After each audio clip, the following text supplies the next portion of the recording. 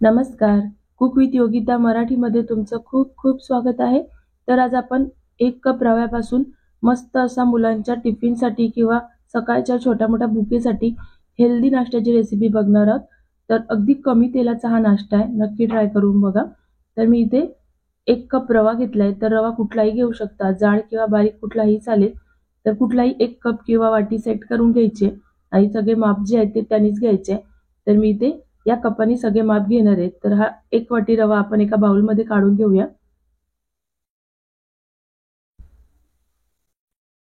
तर त्याच कपाने आपल्याला 1 कप दही घालायचंय.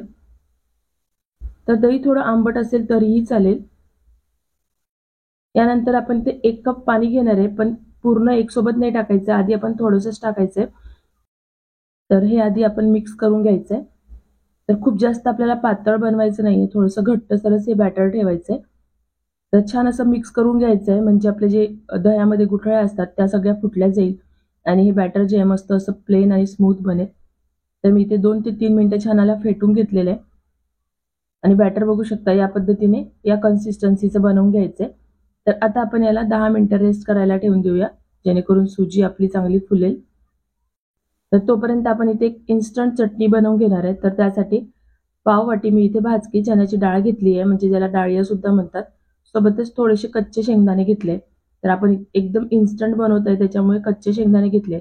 तुम्ही भाजलेले सुद्धा घेऊ शकता. तर इथे 2 हिरव्या मिरच्या घेतल्या. सोबतच अर्धा इंच आल्याचा तुकडा घेतलेला आहे. थोडंसं जिरं घालून घ्यायचंय. कोथिंबीर घालून घ्यायची आहे. चवीपुरतं मीठ टाकायचंय आणि इथे 2 चमचे मी इथे दही घेते.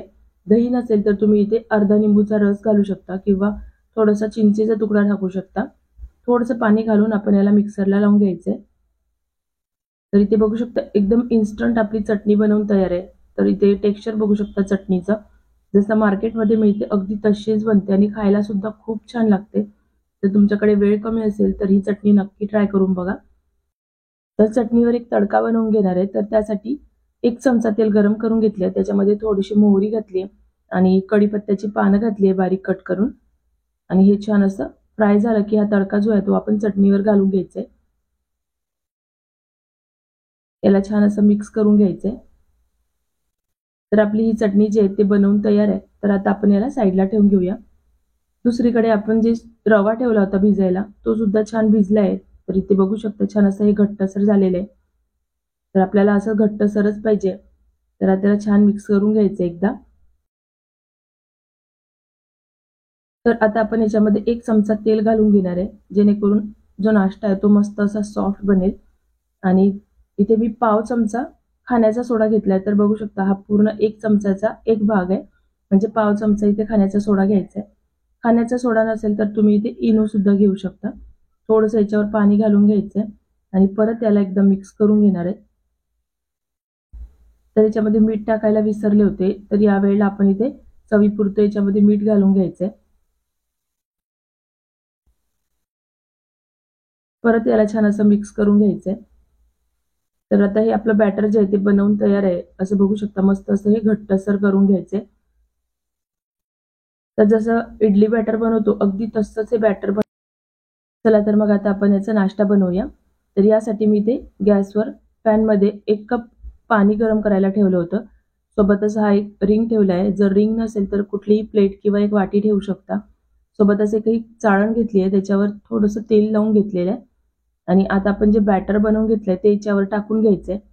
तर असं मी थोडे थोडे टाकून घेणार आहे. तर साईडला असे छोटे छोटे बनवून घ्यायचे.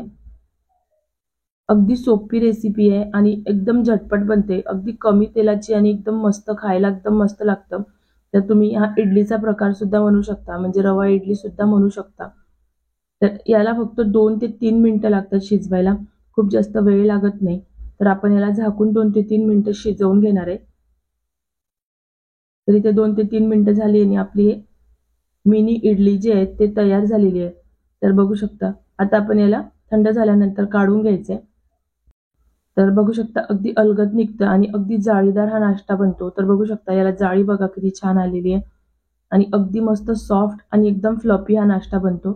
तर तुम्ही हे सकाळी मुलांच्या टिफिनवर सुद्धा देऊ शकता. एकदम हेल्दी नाश्ता आहे. तर एकदा नक्की ट्राय करून बघा आणि रेसिपी आवडली असेल तर प्लीज व्हिडिओला लाईक नक्की करा. तरी ते मी तुम्हाला तोडून सुद्धा दाखवते. तर आतून मस्त हे जाळीदार हा नाश्ता बनलेला आहे आणि अगदी झटपट बनतो. खूप वेळ लागत नाही याला बनवायला. तर याच पद्धतीने बाकी जे बॅटर आहे त्याचे सुद्धा मी इडल्या बनवून घेणार आहे. तर तुम्हाला हा इडलीचा प्रकार कसा वाटला मला कमेंट बॉक्समध्ये नक्की सांगा. आणि याला सुद्धा मी 2 ते 3 मिनिटं शिजवून घेणार आहे.